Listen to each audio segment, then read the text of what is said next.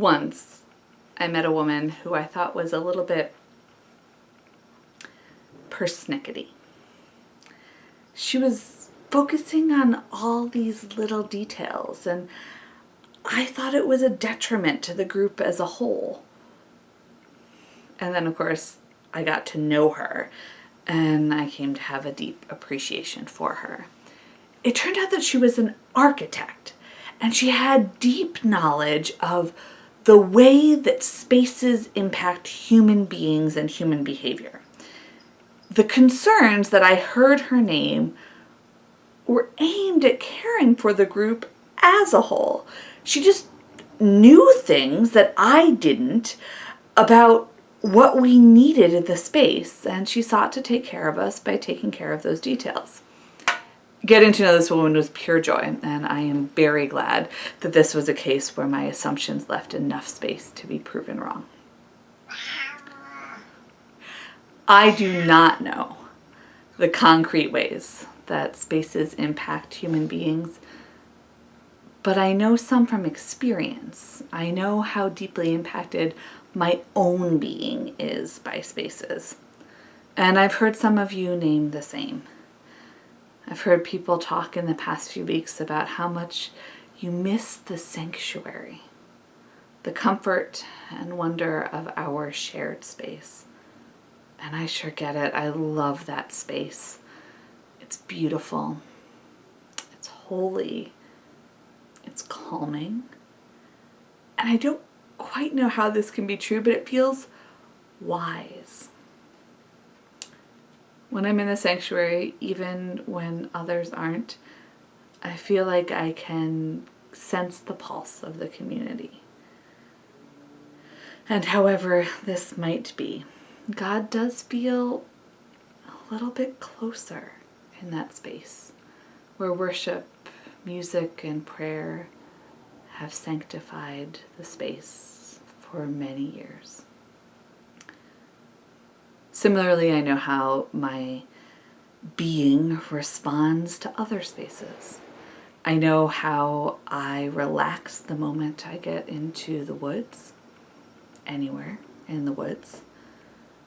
I know that I often dream of the home that I grew up in or the homes that my grandparents lived in.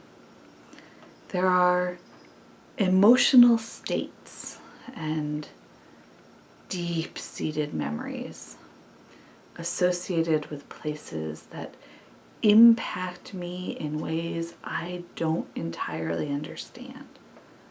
And some of the deepest, most profound connections that I have are with dwelling places. The gospel text from John 14 is a familiar one to me and to most of my United Methodist clergy colleagues, because the first few verses are part of the suggested gospel reading for funerals. In my Father's house there are many dwelling places. If it were not so, would I have told you that I go to prepare a place for you? And you know the way to the place where I'm going. I've read those words many times while praying that they bring comfort to those who are grieving.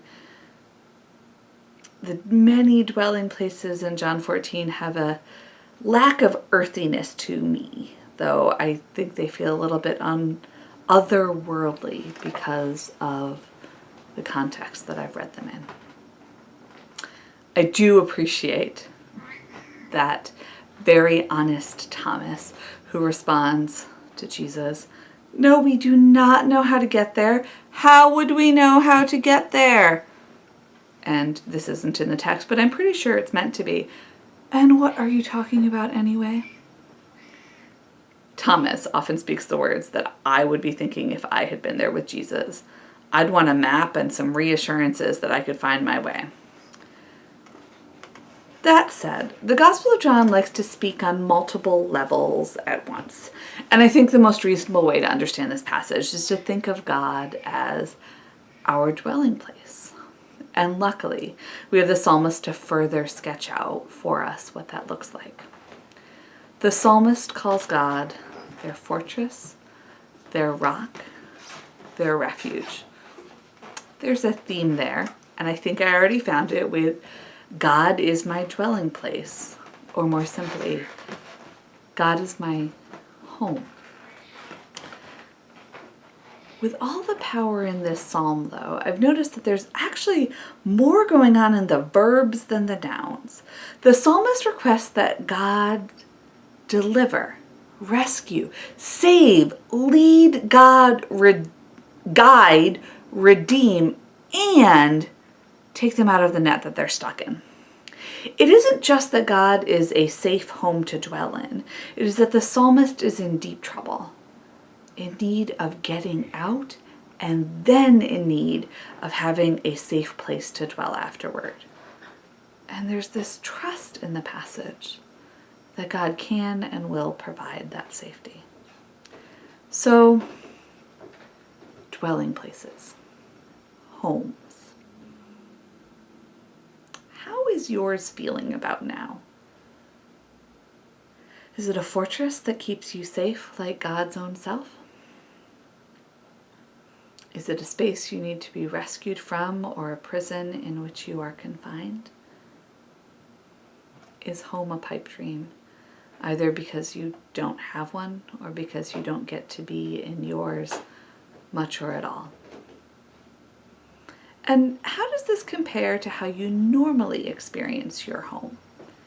For me, there isn't a whole lot of difference. My home feels like about normal. I'm a bit of a homebody, and I've been really lucky to have the capacity to create spaces that I like. So home feels the same, but our backyard, which I normally like just fine, now feels like a gift directly from God. We are, of course, very lucky to have a backyard, but I am savoring it every single day. It brings me life. How does it feel to you when you think of your church building right now? I know some of you watching don't worship at First United Methodist Church of Schenectady every week, but you may have a place that feels like your church home.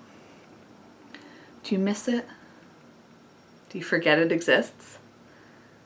Are you comforted to think about the light shining through the stained glass, or at least in our church, the rainbow flags fluttering in the breeze?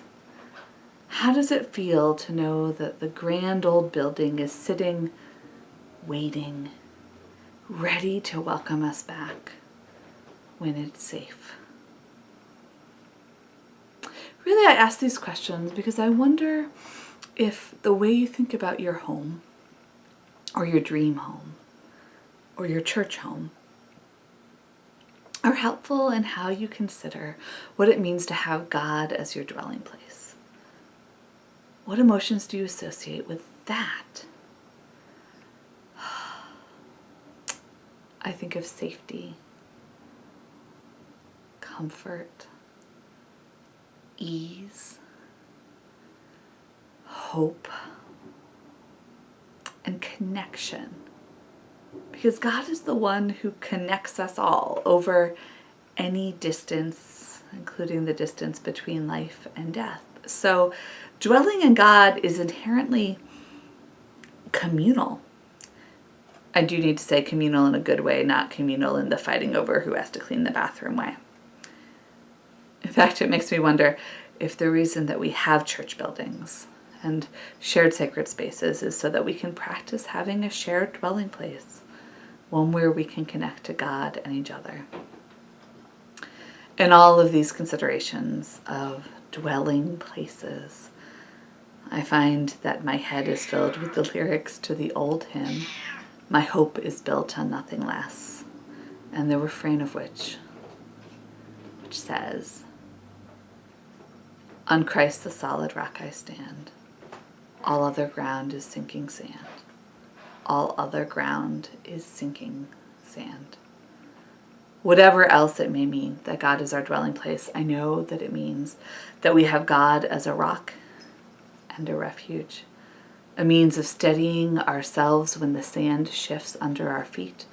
And since the sand under our feet is very shifty right now, remembering the metaphor of God as rock and refuge is a gift to my very being. and I hope it's a gift for you too. Amen.